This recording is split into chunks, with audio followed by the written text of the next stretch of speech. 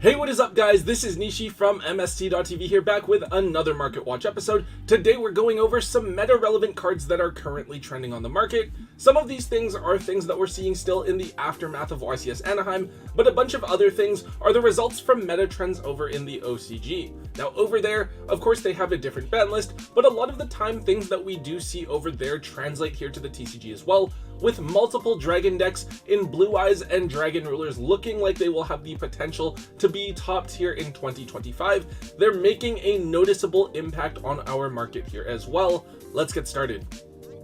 Kicking things off, we have Sky Striker Mecha Widow Anchor. So Widow Anchor is one of the most important cards that was used in the Sky Striker deck back when the deck was top tier. It's a really simple card, allowing you to negate an opponent's monster effect, but if you have 3 or more spells in your graveyard, you also get to steal the monster for the turn. Now of course, you can't have any monsters in your main monster zones when you use this card, so that does make it a little bit trickier to use. The Sky Striker engine is being talked about a lot still in the Malice deck, as Jibril piloted the deck to an 11-0 finish during the Swiss rounds at YCS Anaheim. The deck's main reason for using the package is Hornet Drones, since it lets you bridge your main deck Malice monsters into your extra deck Malice monsters more easily. However, Widow Anchor is a good additional target to have if you've already seen Hornet Drones or have multiple copies of Engage, since it's still very useful disruption, and it's generally going to be live since Malice typically ends on just terahertz. Now printing wise, Widow Anchor has 2 secret rare and 2 ultra rare printings.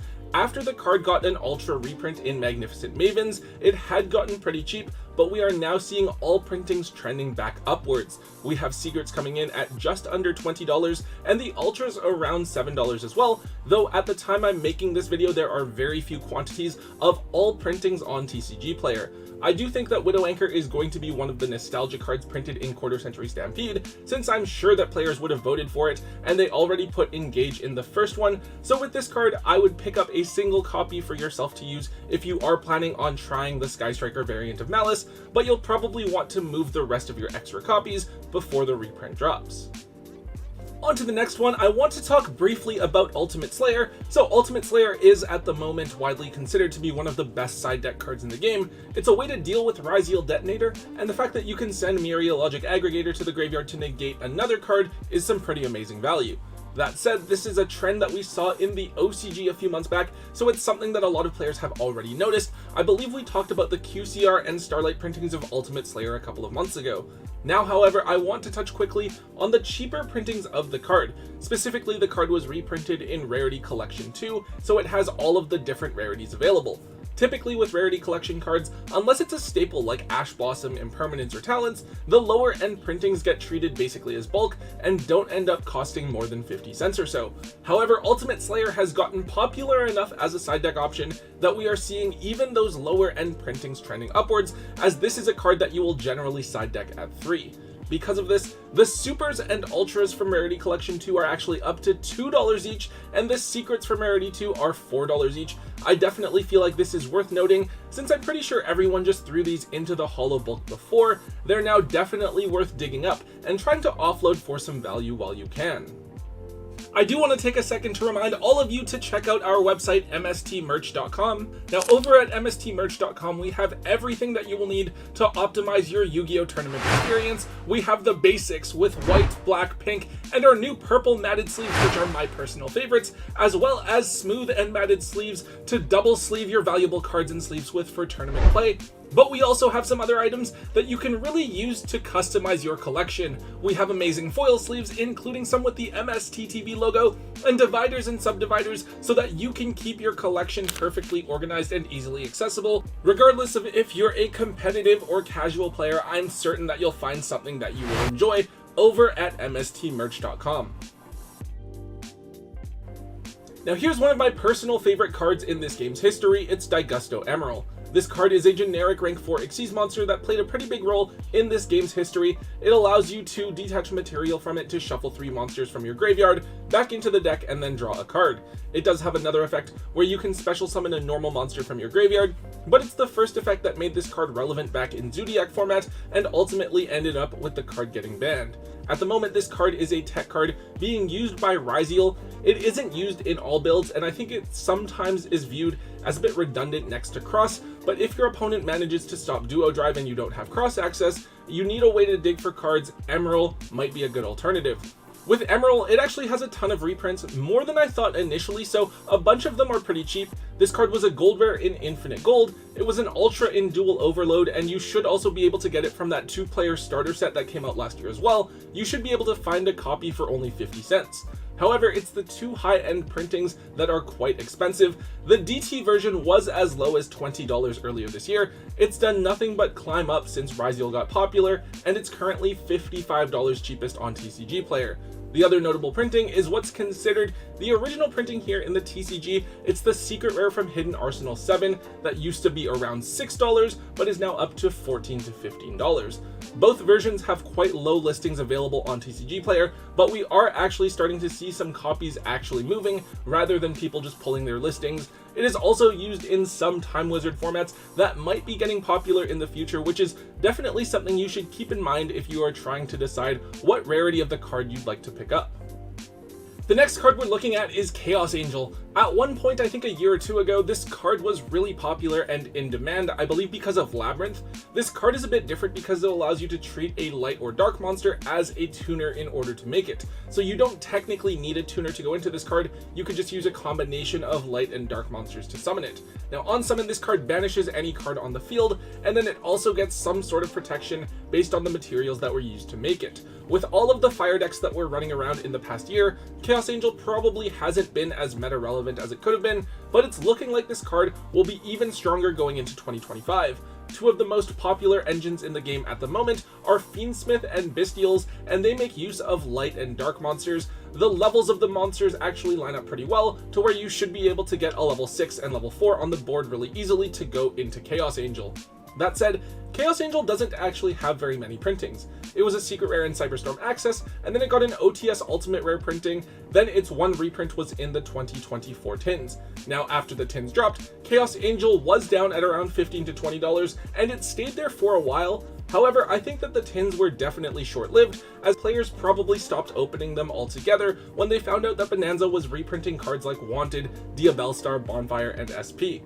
That said, a lot of the value from those top cards in the set was lost, and Chaos Angel was probably the next best thing that would naturally go up in price to make back some value for stores and vendors.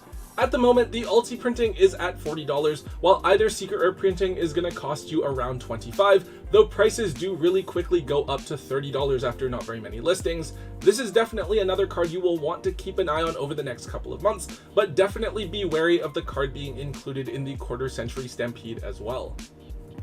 Moving on, let's again look at Primite Lordly Load. Now this is a card that we talked about around a month ago, and it's something that is seeing a ton of play over in the OCG. So earlier on, Blue Eyes was kind of being talked about as an interesting strategy over there, but yugioh was considered like S tier, and Blue Eyes was only B tier, so Blue Eyes didn't get as much attention.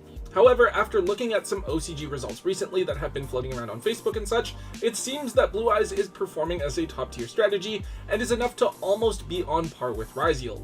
A big reason for this is the Blue Eyes deck incorporating the Primite engine thanks to another barrel, which is a monster coming in Supreme Darkness. Lordly Load is a 3-of for the engine that we just got in Rage of the Abyss, and this card both searches for a Primite card and can special summon a normal monster from your hand, deck, or graveyard.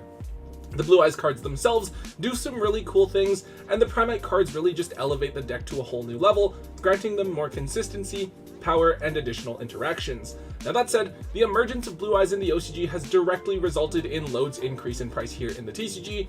When we looked at Load before, it was around $15 to $17, however, it's now basically a $30 card. I thought that the card was a lot back then, but it's already like doubled in price. It does make sense though, as the Blue Eyes deck will definitely be popular here as well, especially since you should be able to get most of the cards with just the structure decks. Depending on how the format shapes up here, if Blue Eyes does become really popular, I could definitely see Lordly Load hitting the $40 to $50 range.